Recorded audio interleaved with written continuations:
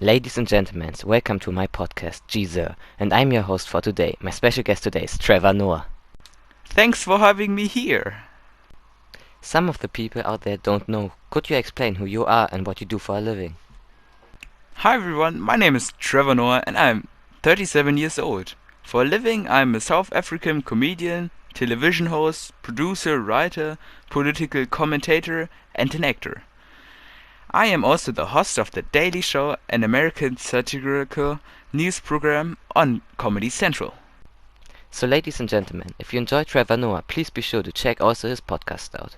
And let's get right into our podcast. So, Noah, what do you think about the division between blacks and whites, particularly about the different cultural logics in South Africa since you have grown up there? I have a perfect example to answer that question. Back then in the day, as a kid, I could remember blacks killing our cat, cause they believe in witchcraft and other stuff. So it's only sensible to kill a cat. For whites, this would be animal cruelty, but it's perfectly fine to kill black people.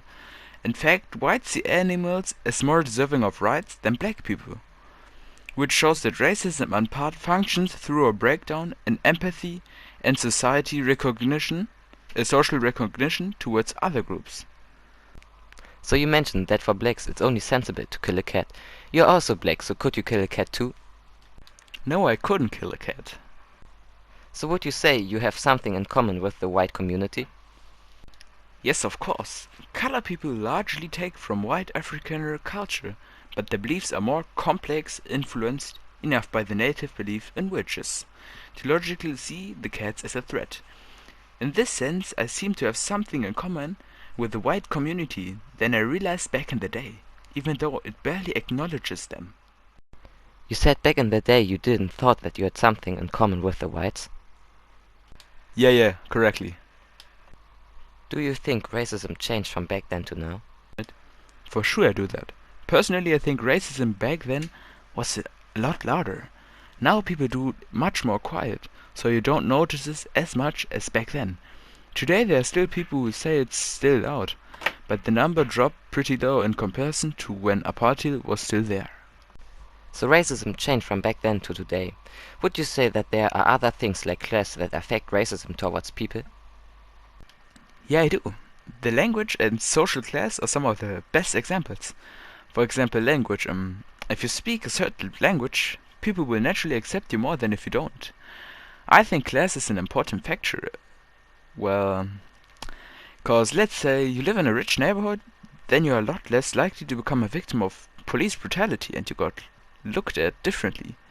Cause you think class is really important, that we start to acknowledge and remove the disadvantage people of color have. Yeah, I think so as well. It's a real problem that people of color have more disadvantages in the work world. How would you say the upbringing has an effect on how people see color? The upbringing defines a part of how you see different races.